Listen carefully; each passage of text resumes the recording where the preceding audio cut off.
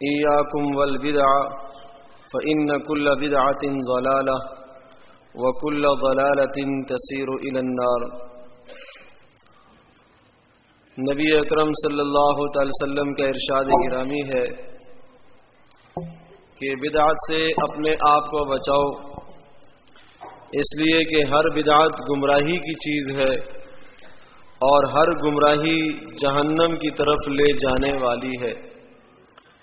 دوسری روایت میں ارشاد فرمایا ان العبد اذا عمل بالبدعۃ خلاه الشیطان والعبادہ والقى علیہ الخشوع والبکاء، کہ جب انسان کوئی بدعت والا عمل کرتا ہے تو اس بدعت والے عمل میں شیطان اس کا معاون ہو جاتا ہے اور اس کے دل میں خشوع اور خضوع ڈالتا ہے، آدمی کو اس کام میں رونا آنے لگتا ہے اور آنکھوں سے آنسو بھی آنے شروع ہو جاتے ہیں۔ آدمی یہ سمجھ رہا ہوتا ہے کہ دیکھو مجھے آنسو بھی آ رہے ہیں، دل کی کیفیت بھی بن رہی ہے، لہذا یہ کام ٹھیک ہے۔ تو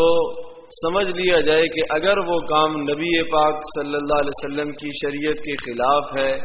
چاہے جتنا اس میں دل لگے، چاہے جتنا اس میں رونا آئے،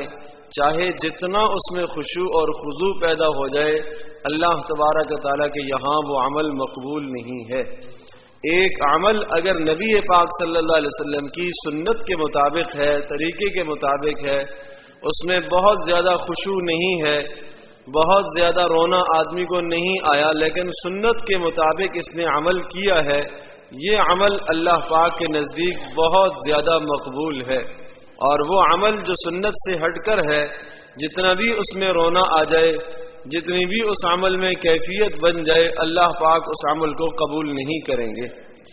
ایک تیسری روایت میں ان اللہ لا يقبل لصاحب بدعت لصاحب بدعت صوما ولا صلاۃ، اللہ تبارک و تعالی بدعتی آدمی کی نماز کو قبول نہیں کرے گا، اس کے روزے کو قبول نہیں کرے گا، اس کے صدقے کو، اس کے حج کو، اس کے عمرے کو اور اس کے کسی بھی عمل کو اللہ پاک قبول نہیں کرے گا۔ وہ اسلام سے اس طرح سے نکل جاتا ہے جس طرح سے بال آٹے سے نکال دیا جاتا ہے۔ ایک تیسری روایت میں ارشاد فرمایا ان اللہ تعالی احتجب التوبۃ عن صاحب بدعت، کہ اللہ تبارک تعالی بدعت اختیار کرنے والے کو توبہ کی توفیق بھی نہیں دیتا۔ ایک چوتھی روایت میں یہ ارشاد فرمایا من غش امتی فعلیہ لعنت اللہ والملائکۃ والناس اجمعین، جس آدمی نے میری امت میں سے میرے دین کے اندر ملاوٹ کر دی، اس پر اللہ کی اور اللہ کے فرشتوں کی اور سارے انسانوں کی لعنت ہو۔ پوچھا گیا اللہ کے رسول دین میں ملاوٹ کا کیا مطلب ہے؟ آپ نے ارشاد فرمایا کہ دین میں کسی ایسی بات کو ایجاد کر دے دو جو میں نے نہ بتائی ہو۔ ایک اور روایت میں ارشاد فرمایا لا يذهب من السنت شيء حتى يظهر من البدعۃ مثله حتى تذهب السنہ، کہ جس جگہ پر بدعت آتی ہے اس بدعت کے نتیجے میں اللہ تبارک و تعالی سنت کو اٹھا لیتے ہیں، اور جس قوم سے وہ سنت چھوٹ گئی ہے فرمایا دوبارہ کبھی بھی وہ سنت اس میں زندہ نہیں ہو سکتی، اس لیے کہ جہاں بدعت نے رواج پا لیا ہے، بدعت نے جہاں جڑیں اپنی گاڑ دی ہیں، وہاں سے سنت ہٹ جاتی ہے اور اس قوم کو سنت سے محروم کر دیا جاتا ہے۔ اور ایک اور روایت میں آپ صلی اللہ علیہ وسلم نے ارشاد فرمایا من مشى الى صاحب بدعت لیوقرہ فقد اعان علی ہدم الاسلام، جو آدمی کسی بدعتی کی تعظیم کرتا ہے، اس لیے تعظیم کرتا ہے کہ وہ بدعت کا ارتکاب کرنے والا ہے، فرمایا ایسے آدمی نے گویا کہ اسلام کے ڈھانے پر محنت اور کوشش کی۔ اسی طرح سے ایک حدیث میں ارشاد فرمایا کہ اہل البدع شر الخلق والخلیقہ، کہ بدعت اختیار کرنے والے انسان وہ مخلوق کے برے ترین انسان ہیں۔ ایک اور روایت میں ارشاد فرمایا آپ علیہ الصلوۃ والسلام نے کہ میں حوض کوثر پر موجود ہوں گا اور بہت سارے لوگ میرے سامنے لائے جائیں گے اور وہ دور دور سے جب آئیں گے اور میں ملائکہ اور فرشتوں سے کہوں گا انہیں آنے دو، میں انہیں پانی پلاؤں گا،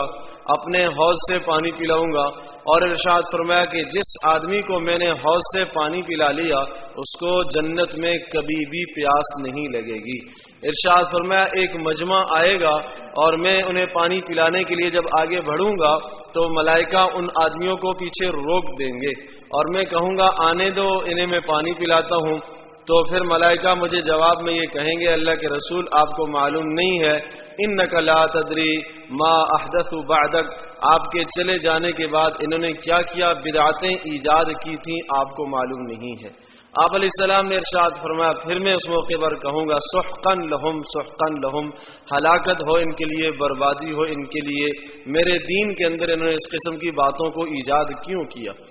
حضرت عائشہ رضی اللہ تعالیٰ عنہ سے روایت ہے، وہ ارشاد فرماتی ہیں کہ آپ علیہ الصلوۃ والسلام نے ارشاد فرمایا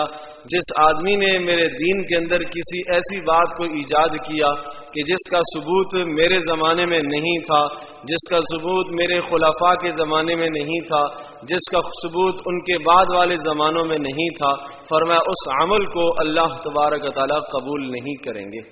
یہ ساری روایات کنز الاعمال کے اندر مذکور ہیں. اس لیے میرے عزیز دوستوں اور بزرگوں ہم اپنے اعمال کا جائزہ لیں کہ ہمارے جو بھی اعمال ہوں وہ بدعات سے پاک ہوں، بدعات سے صاف ہوں، بالکل عین سنت کے مطابق ہوں. اگر ہم یہ چاہتے ہیں کہ اللہ تبارک و تعالیٰ کے یہاں ہمارے اعمال مقبول ہو جائیں تو سنت کے مطابق عمل کرنے کی کوشش فرمائیے. یاد رکھ لیجئے کہ سنت کے مطابق عمل کیا ہوا تھوڑا بھی ہو اللہ پاک کے نزدیک وہ مقبول ہے، اور بدعات پر جو عمل ہے اور جس عمل کے اندر نبی پاک صلی اللہ علیہ وسلم کی اتباع اور پیروی نہیں ہے وہ عمل چاہے کتنا ہی زیادہ ہو اللہ تبارک و تعالیٰ اس عمل کو قبول نہیں کریں گے.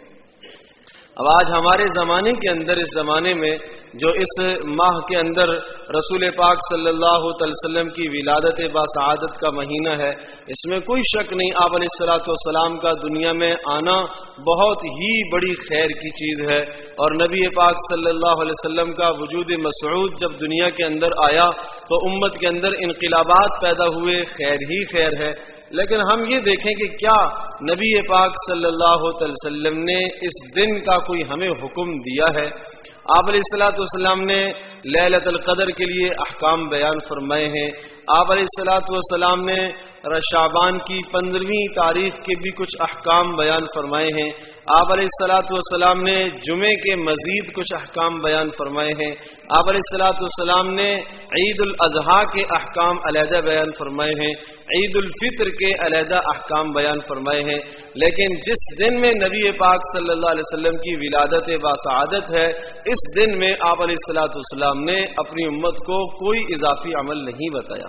جب کوئی اضافی عمل نہیں بتایا تو اگر ہم کسی عمل کو ایجاد کریں اپنی جانب سے تو یقیناً وہ نبی پاک صلی اللہ علیہ وسلم کی سنت سے ہٹ کر ہوگا. جب آپ علیہ الصلوۃ والسلام کی سنت سے ہٹ کر ہوگا تو اللہ پاک اس عمل کو قبول نہیں کریں گے. اس لیے ہم اپنے اعمال کو ان بدعات سے، ان خرافات سے پاک اور صاف رکھیں. مذہب کے نام پر جتنی بھی چیزیں اس وقت کی جاتی ہیں یا اس موقع پر یا اس ماحول میں کی جاتی ہیں اچھی طرح سے ذہن نشین فرما لیں ان تمام چیزوں کا وجود نبی پاک صلی اللہ علیہ وسلم کے زمانے میں نہیں تھا. آپ علیہ الصلوۃ والسلام کے بعد صحابہ کا زمانہ، ابوبکر صدیق رضی اللہ تعالیٰ کا زمانہ، اس زمانے میں بھی اس کا وجود نہیں ہے. حضرت عمر فاروق رضی اللہ تعالیٰ کا زمانہ، اس زمانے میں بھی اس کا وجود نہیں ہے. حضرت عثمان غنی رضی اللہ تعالیٰ عنہ، ان کے زمانے میں بھی ان چیزوں کا وجود نہیں ہے. اور حضرت علی المرتضیٰ رضی اللہ تعالیٰ عنہ، ان کے زمانے میں بھی ان چیزوں کا وجود نہیں ہے. جب نہیں ہے تو یقیناً وہ ایجادات ہیں، یقیناً وہ چیزیں ہیں جن کو بدعات ہی کہا جائے گا، آپ علیہ الصلوۃ والسلام کی سنت نہیں کہا جائے گا. آپ اندازہ کریں کہ آپ علیہ الصلوۃ والسلام کا جب دنیا سے وصال ہوا اور پردہ فرما گئے تو آپ علیہ الصلوۃ والسلام کی داڑھی مبارک میں، سر میں کل سفید جو بال صحابہ نے گنے ہیں وہ 20 تھے. یعنی اتنی حد تک صحابہ گننے والے اور آپ علیہ الصلوۃ والسلام سے تعلق رکھنے والے تھے کہ جو غیر ضروری چیز تھی، بال اگر نہ گنے جاتے تو کون سے گناہ کی بات تھی، لیکن محبت اور تعلق کا انداز دیکھیے کہ صحابہ کو وہ بھی یاد ہے کہ آپ علیہ الصلوۃ والسلام کے جسم مبارک میں سفید کتنے بال ہیں۔ جب اتنی چھوٹی سی چیز کو انہوں نے یاد رکھا تو اگر اس دن کا کوئی حکم دیا ہوتا تو صحابہ اس کو ضرور یاد رکھتے، ضرور صحابہ کی زندگیوں کے اندر وہ موجود ہوتا اور وہ ہمارے تک پہنچا ہوا ہوتا۔ تو میرے عزیز دوستوں اور بزرگوں، جب یہ نہیں ہے تو پھر ہم ان تمام باتوں سے اجتناب کریں، اپنے ماحول کو پاک اور صاف رکھیں اور اچھی طرح سے ذہن نشین فرما لیں کہ یہ بڑا المیہ ہے، غیر ضروری چیزوں میں شیطان ہمیں ڈال دیتا ہے۔ جیسے حدیث آ گئی ہے کہ جب انسان کسی بدعت کا ارتکاب کرتا ہے، شیطان خوب خشوع اور خضوع ڈالتا ہے دل میں اور کیفیت طاری کر دیتا ہے، رونا بھی آنے لگتا ہے، آدمی خوش ہو جاتا ہے کہ میں نے بہت بڑا کام کر لیا، حالانکہ بڑے بڑے فرائض اس نے چھوڑ دیے، حالانکہ بڑے بڑے واجبات اس نے چھوڑ دیے۔ تو ضرورت اس چیز کی ہے کہ فرائض پر آیا جائے، واجبات پر آیا جائے، گناہوں سے اپنے آپ کو بچایا جائے، خرافات اور بدعات سے اپنے آپ کو بچایا جائے۔ رسول پاک صلی اللہ علیہ وسلم کا ارشاد گرامی یہ بھی ہے، ارشاد فرمایا کہ ایک زمانہ آئے گا کہ تم یہود اور نصارہ کے طرز زندگی کو اس طرح سے اختیار کرو گے کہ قدم بقدم ان کے پیچھے چلو گے۔ یہود و نصارہ نے اپنی نبیوں کے ایام منائے، تم بھی منانے لگ جاؤ گے۔ اور اسی طرح سے ارشاد فرمایا کہ اگر اتنی مثال دی کہ اگر وہ گوہ کے بل میں یہودی داخل ہوگا تم بھی پیچھے پیچھے جاؤ گے کہ یہ ایسا اس نے کیا لہذا میں بھی ایسا کروں۔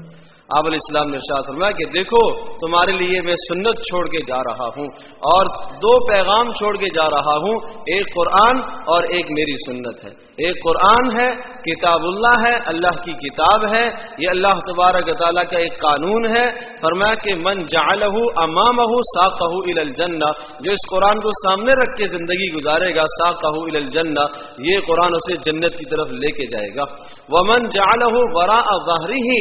ساقہ الی النار، فرمایا کہ جو آدمی اس قرآن مجید کو پیٹھ کے پیچھے رکھ دے گا، یعنی اس پر عمل نہیں کرے گا، یہ اسے جہنم کی طرف لے کے جائے گا۔ ایک تو قرآن، دوسری چیز ارشاد فرمائی کہ میری سنت ہے، میرا طریقہ ہے۔ ہر عمل میں نبی پاک صلی اللہ علیہ وسلم کی پیاری سنت موجود ہے۔ اس لیے میرے عزیز دوستوں اور بزرگوں، سر سے لے کر پاؤں تک اپنی زندگی، اس زندگی میں بھی آپ علیہ الصلوۃ والسلام کی سنتوں کو سجائیے۔ گھر میں رسول پاک صلی اللہ علیہ وسلم کی سنتوں کو جگہ دیجیے۔ کھانے کے موقع پر آپ علیہ الصلوۃ والسلام کی کیا کیا سنتیں ہیں، ان سنتوں کو زندگی میں لے کے آئیے۔ سونے کے متعلق آپ علیہ الصلوۃ والسلام کی کیا پیاری پیاری سنتیں ہیں، باہر نکلنے میں آپ علیہ السلام کی کیا سنتیں ہیں، گھر میں داخلے کی آپ علیہ السلام کی کیا سنتیں ہیں، بازار میں نبی پاک صلی اللہ علیہ وسلم کی کیا سنتیں ہیں، یہ ایک ایک سنت نجات کا ذریعہ ہے۔ آپ علیہ السلام نے ارشاد فرمایا، یاد رکھنا، من احب سنتی فقط احبنی، جو آدمی میرے طریقے کو پسند کرے گا وہ مجھ سے محبت کرے گا، اور جو مجھ سے محبت کرے گا فکان معی فی الجنہ، وہ جنت میں میرے ساتھ ہوگا۔ اگر ہمیں چاہیے، اگر ہمیں رسول پاک صلی اللہ علیہ وسلم کا جنت میں پڑوس چاہیے تو پھر آپ علیہ الصلوۃ والسلام کی سنتوں کی اتباع کرنی ہوگی، رسول پاک صلی اللہ علیہ وسلم کا حق ادا کرنا ہوگا، اور آپ علیہ الصلوۃ والسلام کی امتی ہونے کا حق یہ ہے آپ علیہ الصلوۃ والسلام کی اتباع کی جائے، کثرت سے نبی پاک صلی اللہ علیہ وسلم پر درود شریف پڑھا جائے، بہت بڑی فضیلت ہے۔ ارشاد فرمایا جو آدمی ایک مرتبہ اللہم صلی علی محمد کہہ دیتا ہے، رسول پاک صلی اللہ علیہ وسلم پر ایک مرتبہ درود بھیجتا ہے، اللہ پاک اس پر 10 رحمتیں نازل فرماتے ہیں۔ کتنی بڑی ثواب کی بات ہے۔ ارشاد فرمایا جو آدمی اس کا کثرت سے اہتمام کرے گا اللہ پاک اس کے دینی بھی اور دنیاوی بھی مسائل کو حل فرمائے گا، اللہ تعالیٰ اس کے رزق کی پریشانیوں کو بھی دور فرمائے گا۔ تو اس لیے وہ اعمال جو نبی پاک صلی اللہ علیہ وسلم نے بتائے ہیں ان اعمال کو ہم زندگی کے اندر لے آئیں، خرافات سے اور بدعات سے اپنے آپ کو بچائیں۔ اللہ تبارک و تعالیٰ مجھے بھی آپ کو سب کو عمل کی توفیق نصیب فرمائے۔ ربنا آتنا في الدنيا حسنة وفي الآخرة حسنة وقنا عذاب النار اللهم أحسن عاقبتنا في الأمور كلها وأجرنا من خزي الدنيا وعذاب الآخرة اللهم إنا نعوذ بك من الفتن ما ظهر منها وما بطن اللهم أرنا الحق حقا وارزقنا اتباعه وأرنا الباطل باطلا وارزقنا اجتنابه وصلى الله تعالى النبي الكريم وعلى آله وصحبه أجمعين برحمتك يا أرحم الراحمين۔ کل انشاءاللہ مستورات کا بیان ہوگا، نہیں روزے کی کوئی حیثیت نہیں۔